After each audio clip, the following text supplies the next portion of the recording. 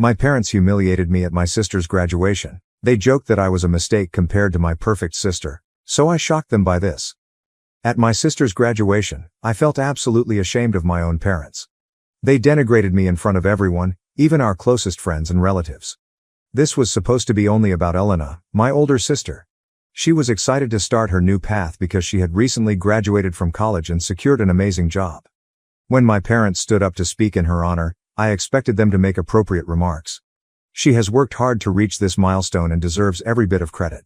I was not surprised when, during their address, they included Elena as one of the greatest blessings. I was old enough by then to recognize that my parents adored Elena more than they loved me. She had always been the more gifted daughter, and my parents would constantly compare me to her. Then my parents began to joke in their speech about how they should have stopped having children after Elena. They argued that second-borns are usually useless. They said that if they only had Elena in their lives, they could have spent more time and effort on her instead of me. Hearing them say such awful things openly and casually while I was sitting right there stunned me. I searched the room, hoping that someone, anybody, would notice how disturbing their statements were, but all I saw were the faces of my relatives laughing along, as if this horrible simile were simply light entertainment. Though my parents had often made me feel inferior and useless, this was the first time they had done it openly, leaving no room for me to hide from the fact. In their opinion, I simply lacked in comparison to their beautiful daughter Elena. This was not an isolated incident or moment of poor judgment. It reinforced what I had long suspected. I was considered a distant afterglow, whereas my older sister would always be the daughter they adored. Growing up as the second child, I became accustomed to our household's implied preference. It constantly crept into their speech, conduct, and routines. My parents frequently forgot to wish me a happy birthday, and on more than one occasion, they were on business travels, leaving me alone. They would never miss Elena's moment. Every year, without fail, both of my parents would be there, planning a spectacular event and ensuring Mom felt honored. Seeing how they showered her with love on her special day taught me early on to manage my expectations and accept that my birthday was not that important to them. As an opinionated youngster, my parents regularly informed me that I was disruptive or unpleasant just because of who I was. I was labeled problematic because I did not fit the quiet, restrained mold they appeared to like, and I was punished for something as simple as being too chatty or honest in expressing my interests. Elena's calm temperament and introverted tendencies, on the other hand, were constantly lauded. In our family, she was regarded as the ideal daughter, as she was mature and polite. She was thus the one who was displayed and paraded in front of everyone. Over the years, I was the one who received the most criticism. I tried for a while to suit the picture my parents seemed to want.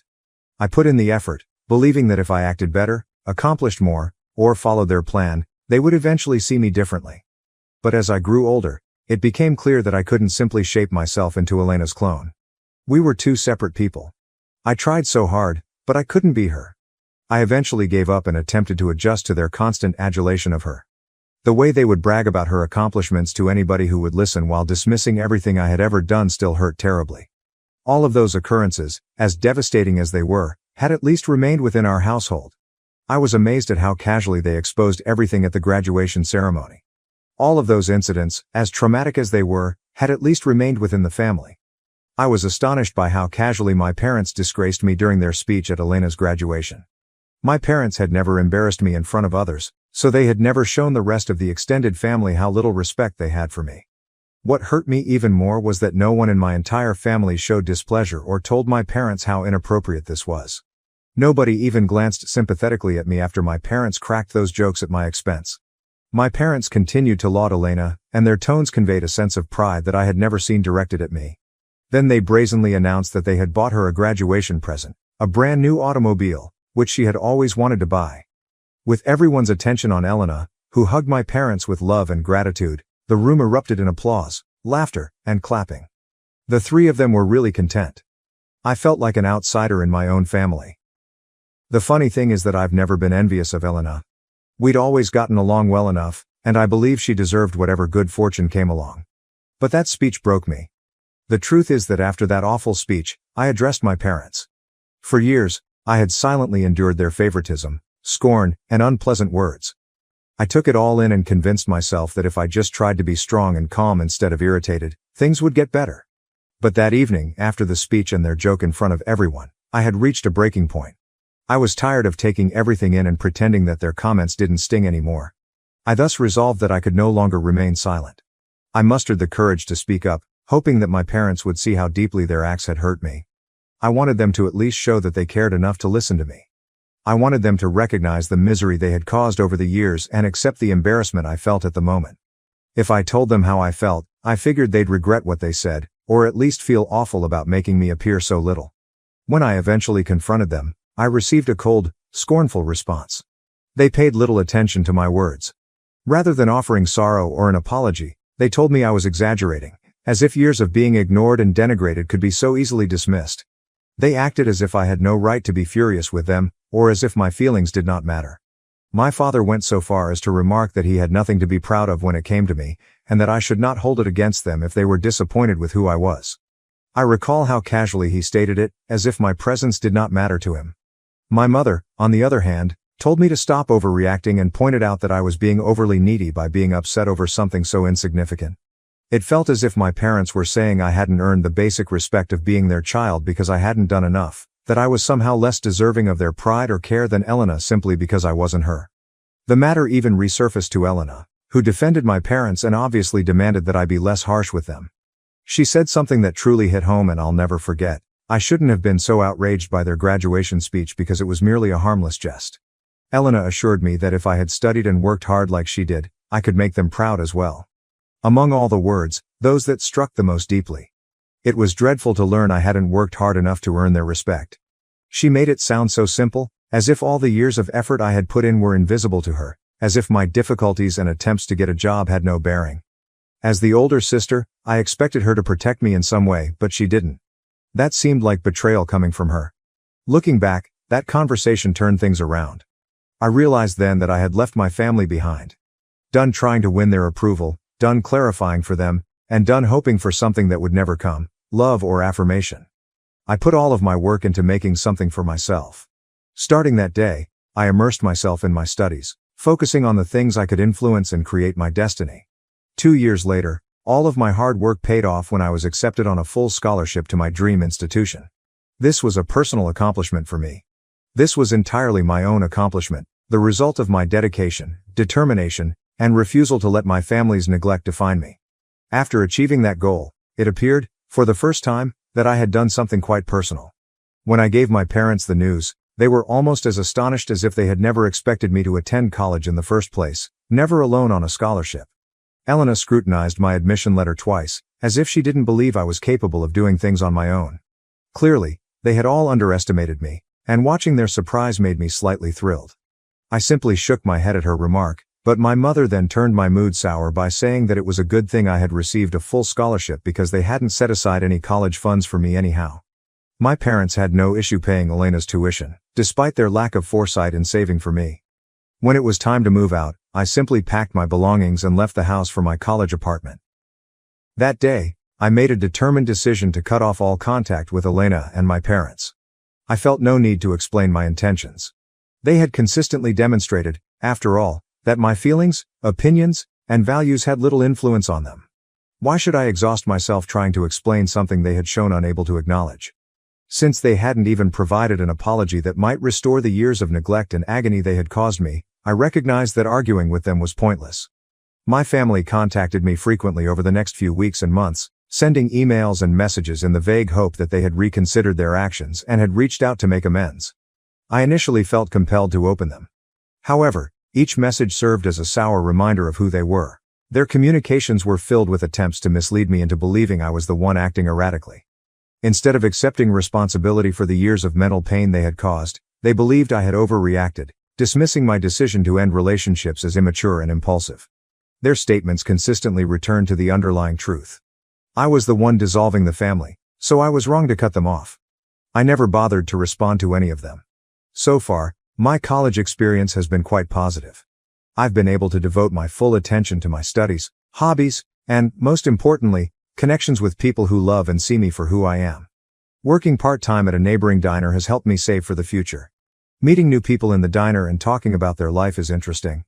I've cut off contact with my family and immersed myself in my studies, social life, and everything my new surroundings have to offer. By filling my days with important events, I haven't missed them or wondered about how they are doing once. Yesterday, I received an unexpected email from my parents. I found it shocking. They stopped writing to me long ago because I had never answered any of their previous communications. My parents encouraged me in this email to contact them soon away since they had some bad news to tell me. Still, I felt my chest tighten. Despite everything, years of hurt and rejection could not erase the constant feeling that something terrible had occurred. My heart started racing, and all I could think about was the possibility that a family member had been seriously ill or, worse, perished. Despite my resolution to keep them at a distance, fear crept in, my heart hammering as I braced myself for whatever news they were about to bring. I grabbed my phone, unblocked them, and called them immediately back. Elena, who was going through a difficult personal situation, was troubled by the news my parents wanted to share with me. They stated that she had been dealing with drug addiction, which had severely impacted her life. They said that her addiction had gotten so bad that she had lost her job, spent her savings, and was now left with no resources or options. I had no idea Elena was going through anything like this, so the news completely surprised me. She has always been my dependable, high-achieving sibling. However, that same sister became addicted to drugs. I found it tough to believe. Elena's addiction was so unbelievable in my parents' eyes that it shattered their perception of her.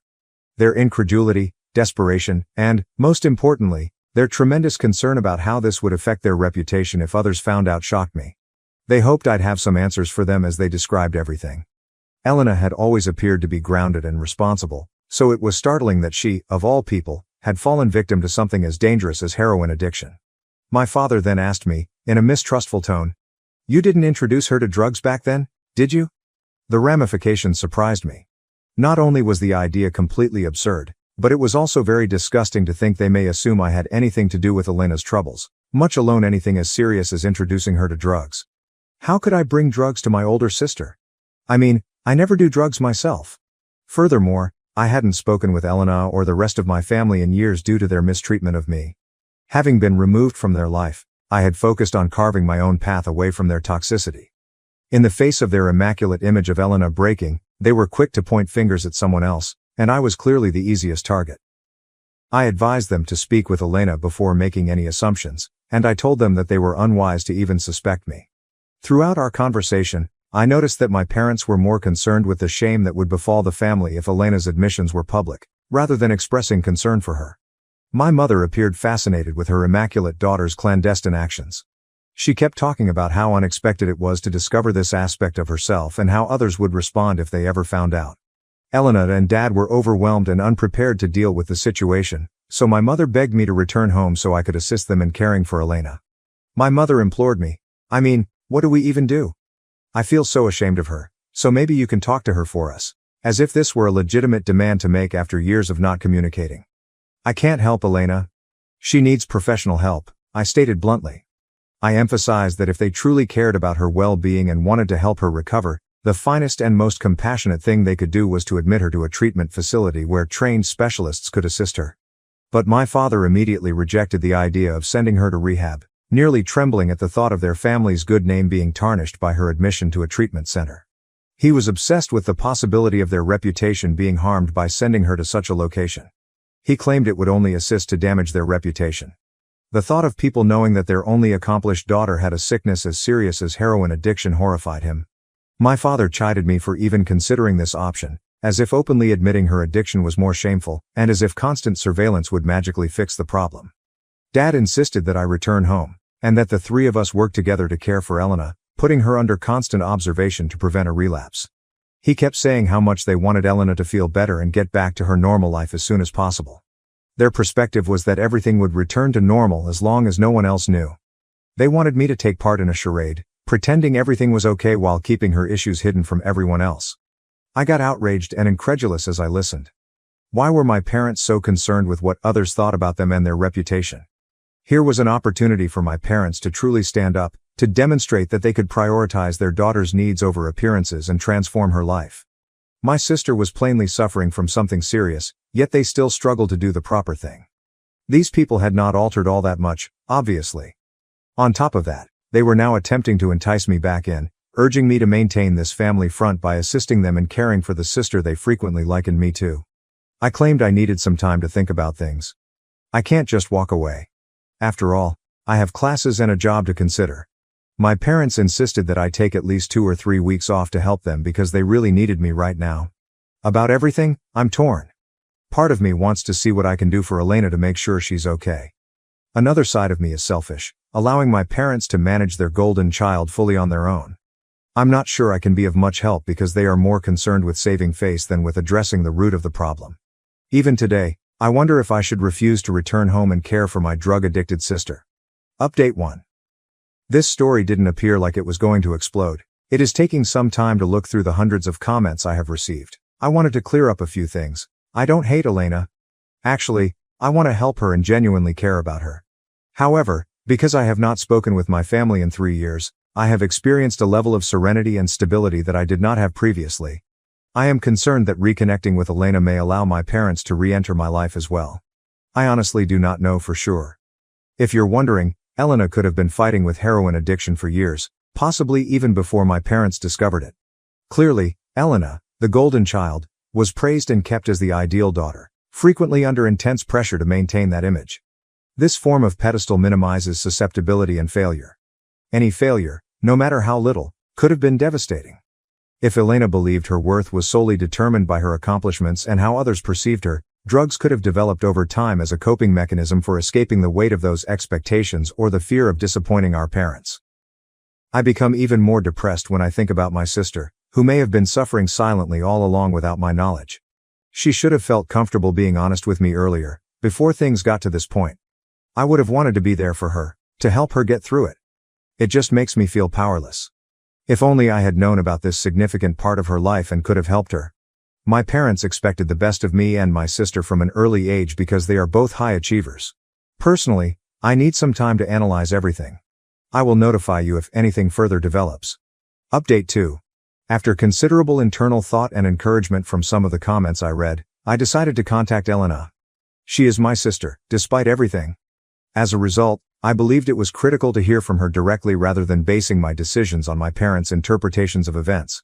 First, I texted her a short note asking if she wanted to chat. She responded some hours later, but only agreed to a phone call. When I finally spoke with her, the voice on the other end of the telephone seemed like a shadow of the sister I knew. Elena's tone was obviously weighted, softer, and more careful. She slowly revealed what she was going through. Elena stated that she had fought with addiction for several years. It began shortly after college, when she began working for her law business. She struggled to maintain that status at work by continually working harder than others to impress her supervisor in the hopes of receiving more credit or a promotion. She began to feel burned out after being the perfect, highly talented daughter for so long. Elena felt she couldn't stop, slow down, or get treatment because she had to live up to the expectations everyone had for her. When stress got unbearable, a friend recommended using recreational drugs to unwind. Before she knew it, what began as intermittent use had become into reliance. Elena also stated that she felt imprisoned for the longest time. She couldn't tell her parents she was struggling since she knew how they would react. She felt alone due to their obsessive attention to appearances and denial of anything that contradicted their narrative. She maintained the facade, acting as if everything was fine, even as she began to lose control. She couldn't hide the fact any longer, so she spiraled, lost her job, and depleted her savings. She wondered whether I was criticizing her as harshly as she was analyzing herself, and she expressed her embarrassment for even discussing this with me. It hurt my heart to hear her story. I'd never realized that the platform our parents had set her on was a prison rather than a privilege. She had been bearing the suffocating weight of being their golden child, whereas I had been dealing with the pain of being overlooked. Our parents' focus on control and favoritism had harmed each of us in different ways. There was no way I would have judged her. As a result, I expressed my regret that she had not communicated her feelings with me. My only regret is that I was not with her. Thank you for watching. If you haven't subscribed yet, please do so and hit the notification bell to stay updated with more shocking real-life stories happening around you.